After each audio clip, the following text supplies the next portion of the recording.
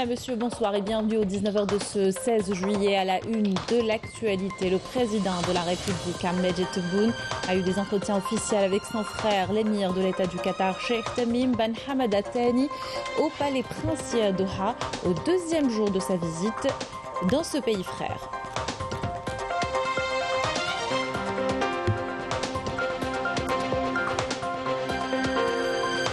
Et les relations algéro-qatari ont connu de grandes avancées. Plusieurs projets ont vu le jour. Illustration avec l'hôpital algéro-qatari allemand dont la réalisation a été lancée récemment.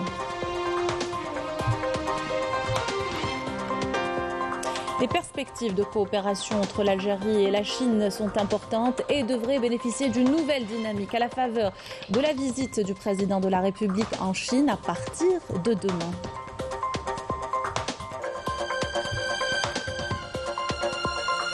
Arrivée aujourd'hui des premiers groupes d'enfants algériens établis à l'étranger pour des vacances en Algérie à l'initiative du chef de l'État. Ils ont décollé ce dimanche depuis plusieurs villes françaises. Les détails par notre correspondante en France.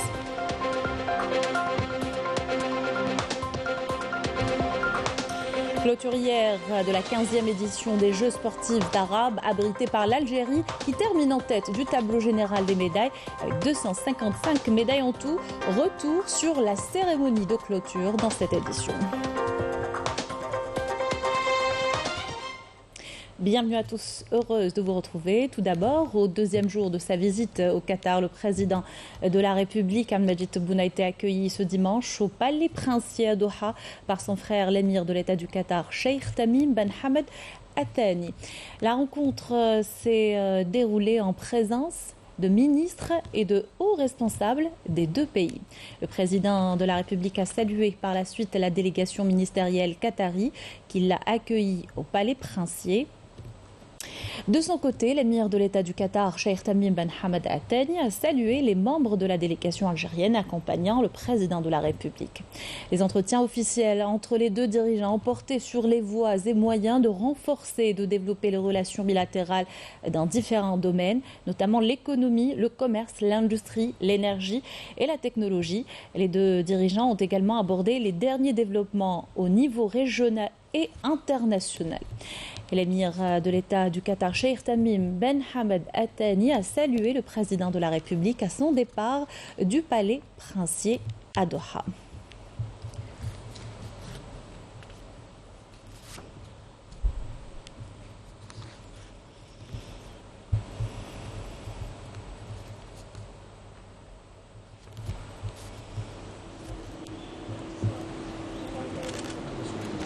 Et dans le domaine de l'économie, la coopération entre les deux pays a connu de grandes avancées. Plusieurs projets ont vu le jour ces dernières années, dont certains sont déjà en activité. Le dernier en date est l'hôpital algéro-qatari allemand, dont la première pierre a été posée en 2022. Les détails par Raouf Hamouche.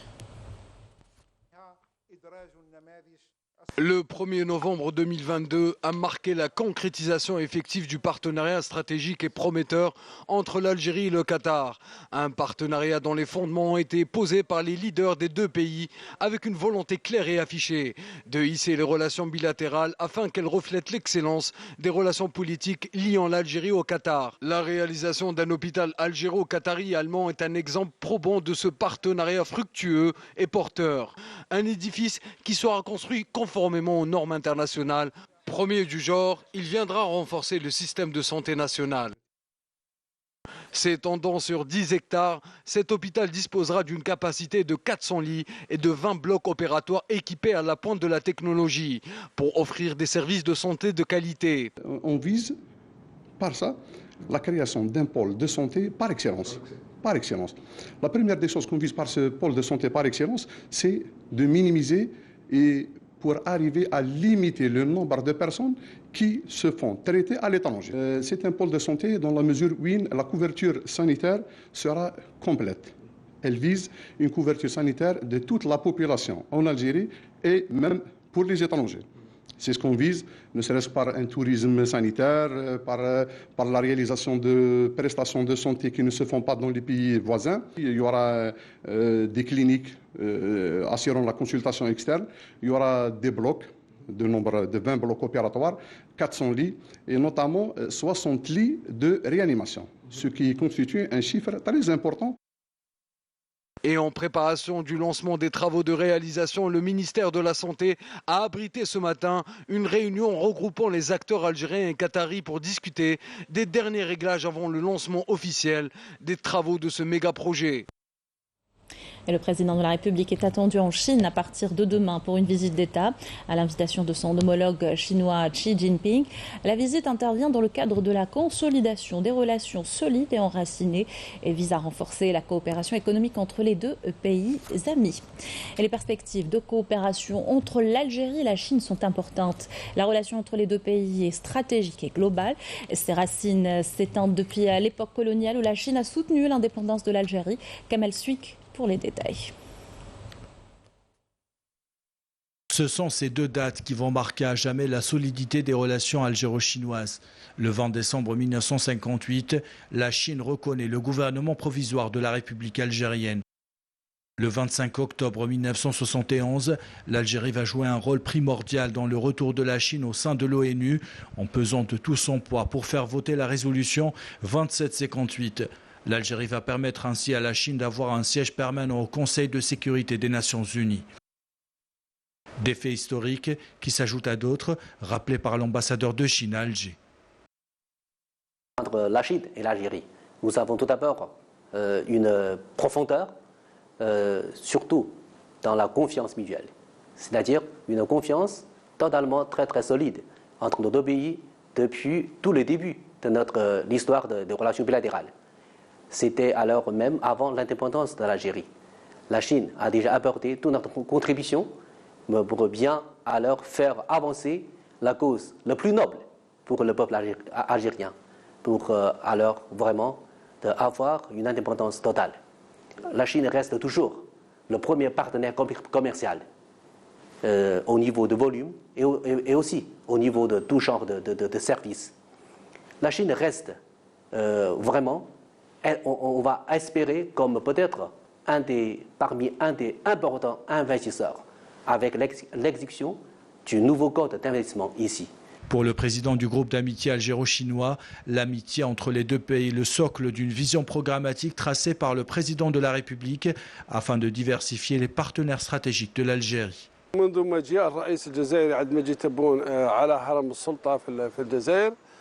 Depuis son élection, le président de la République a démontré au monde entier que notre politique est basée sur les intérêts communs dans le cadre de la construction de la nouvelle Algérie. Les Chinois ont perçu et compris cela. Dans ce sens, le président a posé les bases d'un nouveau partenariat stratégique avec Pékin.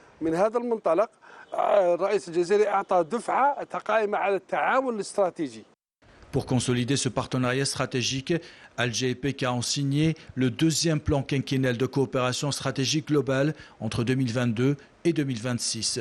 Une opportunité pour les deux pays de développer leurs échanges commerciaux, selon cet économiste. L'Algérie aujourd'hui est dans une posture de redéploiement au niveau national qu'au niveau international pour essayer de renforcer ses partenariats stratégiques avec certains pays comme la Chine et aussi avec certains blocs économiques à l'instar des BRICS pour donner une dimension encore plus importante à l'économie algérienne. Le projet aujourd'hui, c'est de diversifier notre économie en termes de production et en termes aussi de commerce extérieur. Et là, les partenariats avec des pays comme la Chine nous permettront de valoriser des secteurs économiques très importants en Algérie. Les échanges commerciaux entre les deux pays sont appelés à augmenter fortement dans les prochaines années avec l'implantation en Algérie de grandes firmes chinoises telles que le géant de télécommunications Huawei. Huawei, tout d'abord, elle existe en Algérie depuis plus de 20 ans. Voilà. Elle est active dans le secteur des télécommunications, tout ce qui est TIC, information, technologie, c'est les dernières technologies de l'information et de la communication. En dehors de ça, Huawei en Algérie a contribué dans le développement de l'écosystème, voilà, et ainsi de la digitalisation et de la numérisation de plusieurs secteurs. Plus de 2000 étudiants ont été certifiés dans les dernières technologies de Huawei à travers un système e-talent. Aussi, ils nous ont honoré l'Algérie dans la dernière compétition de ICT Competition en Chine. Et la Chine et l'Algérie, partenaires depuis des années, la collaboration entre les deux pays s'illustre déjà à travers de nombreux projets structurants en Algérie. D'autres sont en négociation et concernent entre autres l'échange d'expertise. Exemple ce soir avec Ferrovia Al Annaba qui ambitionne d'améliorer ses performances en intégrant la technologie chinoise. Noureddin Ben Absa, Walid Yousfi. C'est à partir de cette unité de production de Ferrovia Al Annaba que sont produits la majorité des fournitures et équipements ferroviaires en Algérie. Entre production et maintenance, les ingénieurs s'emploient ici à fournir un matériel de qualité et c'est dans l'optique d'une amélioration continue de ces produits qu'un partenariat est en cours de négociation pour développer davantage les technologies utilisées dans cette unité. Le taux d'intégration pour un wagon varie entre 60 et 70%.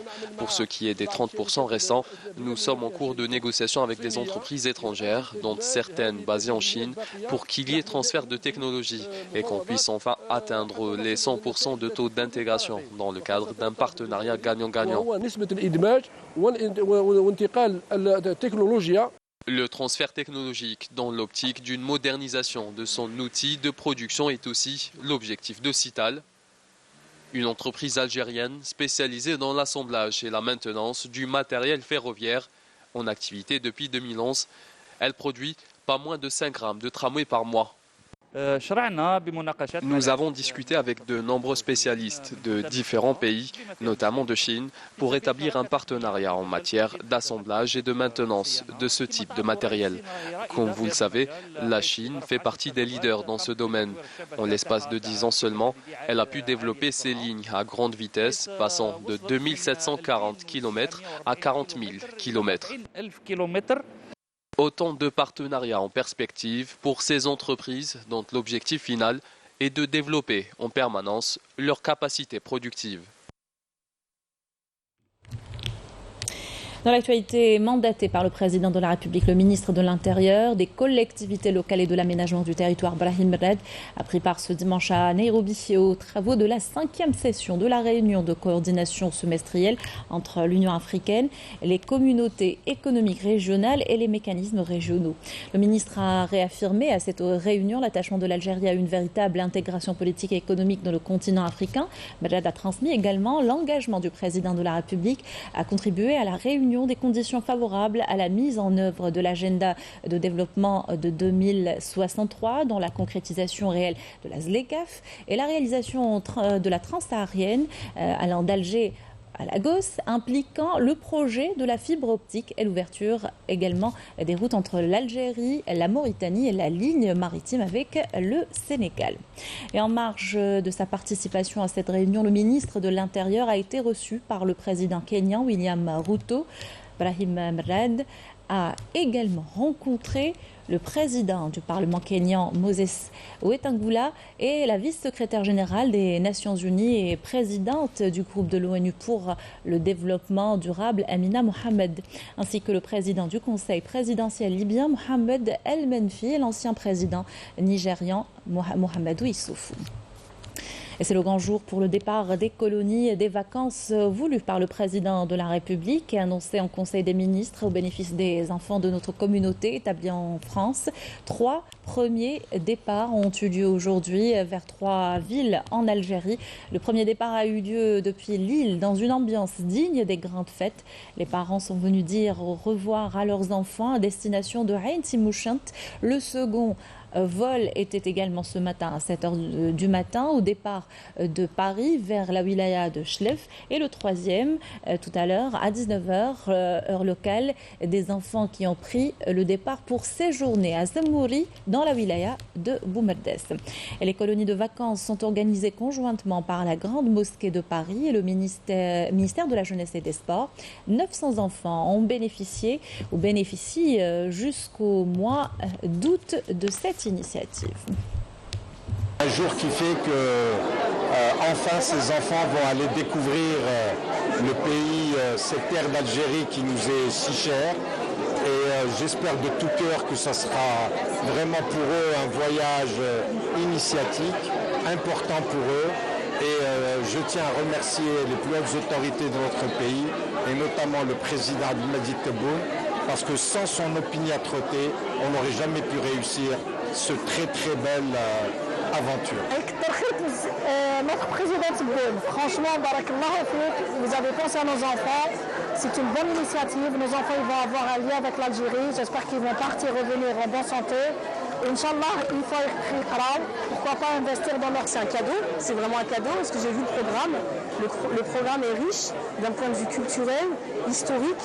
Ils vont découvrir beaucoup de choses et c'est pas seulement aller en vacances, aller à la plage, il y a autre chose derrière. Et c'est super, non, franchement, on remercie le président parce que vraiment c'est un très beau cadeau. Barakallahu fikoum, c'est une très belle chose. Farahtouna. Tous les jeunes comme ça, ils sont satisfaits, ils sont contents de partir comme ça voyager.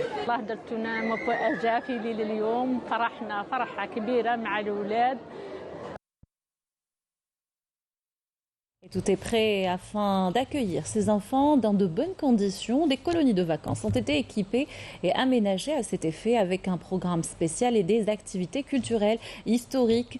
Le but, faire connaître aux jeunes leur pays un peu plus. Illustration à Mostaganem par Salim Houari, Majda Jahmoun. C'est sur les plages de la Perle de la Méditerranée que des groupes d'enfants issus de la communauté établie à l'étranger s'apprêtent à passer leurs vacances d'été. Les dernières retouches sont apportées aux différentes structures destinées à les héberger ici à Salamandre. 176 résidents sont attendus. Nous sommes à pied d'œuvre pour recevoir les enfants dans les meilleures conditions. Toute la logistique est en place. Les dortoirs, la restauration, le transport, le divertissement. Tout est prêt pour que leur séjour se déroule bien. Un riche programme attend les petits vacanciers venus de l'étranger pour leur permettre de renouer avec leurs racines et découvrir la richesse et la profondeur de l'histoire et du patrimoine de la terre natale de leurs aïeux. La colonie de Salamandre est prête à accueillir les enfants. Nous leur avons préparé un programme éducatif, divertissant et ludique très varié, avec de nombreuses excursions pour leur permettre de découvrir leur pays dans toutes ses dimensions. Beaucoup d'activités sont donc prévues dans cette colonie de vacances durant 2 semaines. Les enfants auront l'occasion d'apprendre à mieux connaître leur pays et repartiront avec des souvenirs plein la tête. Sonatrach a signé ce matin protocole d'entente avec la Société nationale des pétroles du Congo. Il a été paraphé par le PDG du groupe Tofir Hakal et le directeur général de SNPC, Raoul Ominga. L'accord vise à asseoir les bases d'une collaboration effective et durable dans les domaines de l'exploration, la commercialisation des hydrocarbures, incluant le développement, le transport, la transformation, la distribution et l'approvisionnement de produits pétroliers. Il comprend également l'échange d'expertise et d'expérience et la formation du personnel de SNPC. Et depuis le port d'Alger, lancement ce matin de la campagne nationale d'évaluation des ressources halieutiques démersales qui sera menée à bord du navire de recherche scientifique Green Belkacem. C'était à l'occasion de la clôture de l'année pédagogique des instituts et écoles relevant du secteur de la pêche et des productions halieutiques.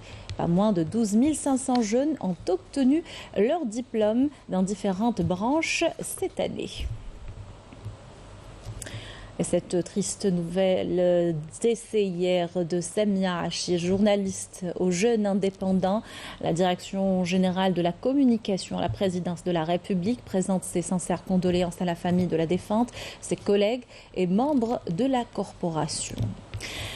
Expiration demain de l'accord de pêche Union européenne-Maroc qui ne sera pas renouvelé puisque l'accord étendu illégalement au Sahara occidental occupé est dans l'attente d'une décision finale de la Cour de justice européenne en fin d'année, ce qui entraîne une suspension de l'activité de la flotte européenne dans les eaux sahraouis. Cette suspension intervient après une rude bataille juridique menée par le Front Polisario, seul représentant légitime du peuple sahraoui, et pas moins de 128 navires de l'Union européenne sont concernés. On écoute à ce sujet le militant sahraoui Belal Qandi. Cet accord entre l'Union européenne et le Maroc concernant la pêche et qui prend fin demain ne sera probablement pas renouvelé car la Cour de justice de l'Union européenne avait décidé que le Sahara occidental ne relève pas de la souveraineté du Maroc. Il s'agit là de deux territoires distincts et séparés et que tout accord qui inclurait le Sahara occidental ne serait pas légal.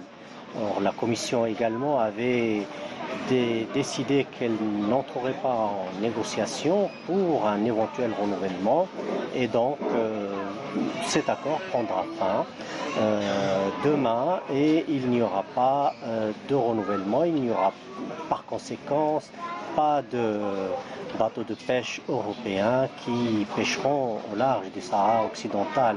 Des discussions d'ailleurs ont été ouvertes avec le gouvernement autonome des îles Canaries et j'espère que finalement les États européens, que l'Union européenne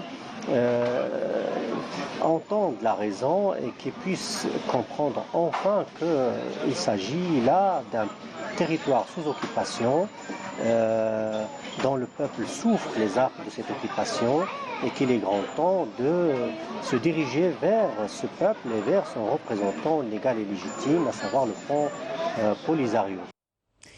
Et des élus locaux italiens ont exprimé leur soutien à la juste lutte du peuple sahraoui pour l'autodétermination et l'indépendance. Il s'agit du président de la province de Mantoue en Lombardie et Stefano Pacciatori dans la ville de Florence lorsqu'ils ont reçu des groupes d'enfants sahraouis disant tous deux réitérer leur soutien au droit sahraoui à l'autodétermination et à la liberté.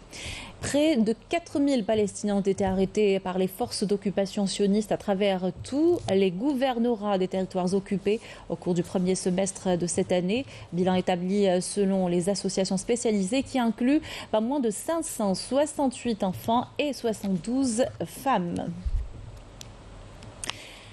Et cette information annoncée sur le site officiel de la Fédération algérienne de football, Djahid Zvizef annonce sa démission de la présidence de la Fédération algérienne de football.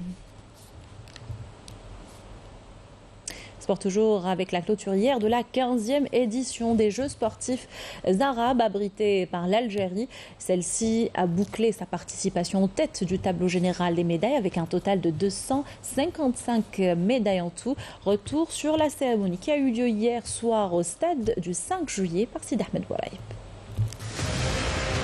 L'Algérie a confirmé encore une fois son savoir-faire en matière d'organisation de grands événements sportifs avec une grande maîtrise dans la gestion humaine, organisationnelle et matérielle. L'organisation était parfaite comme à chaque événement organisé par l'Algérie. Vive l'Algérie et vive l'unité arabe. L'Algérie a réussi son pari, celui de réunir tous les pays arabes. Dieu merci, ça s'est très bien passé grâce aux efforts de tout le monde et à leur tête le président de la République.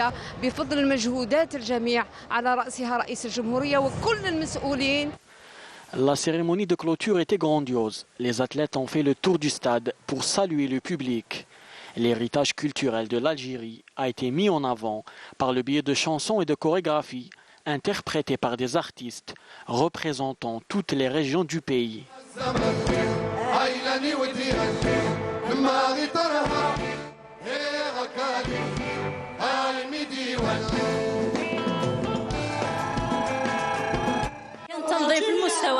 On a prouvé encore une fois que notre pays pouvait organiser des compétitions de niveau mondial. Tout a été vraiment parfait.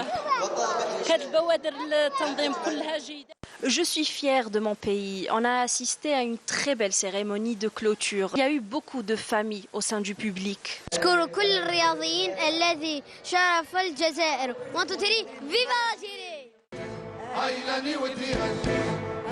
Pari réussi pour l'Algérie qui a organisé durant l'année écoulée, en plus des Jeux sportifs arabes, les Jeux méditerranéens, le Chan et la CAN U17.